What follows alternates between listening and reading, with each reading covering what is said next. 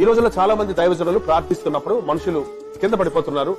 దానికి బైబిల్లో ఆధారం ఉందా అన్న విషయాన్ని కొంచెం తెలియజేస్తారా?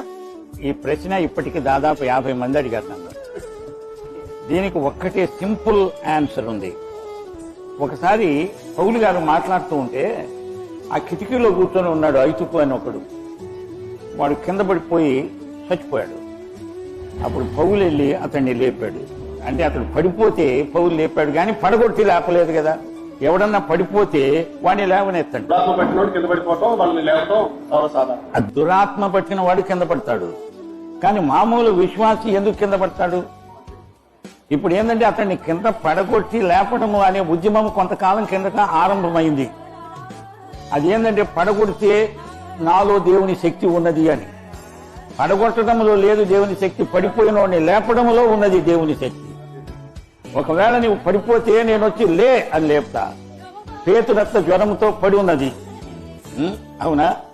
అంతేగాని యేసు ప్రభు వచ్చి ఓ పేతురత్త నీవు పడిపోమ్ము అని పడిపోయిన తర్వాత లెమ్ము అని అనలా. అంచేత ఆమె అప్పటికే పడిపోయింది. పడిపోతే ఆయన చేయి ఇచ్చి లే అని అన్నారు, అంటే లేచి.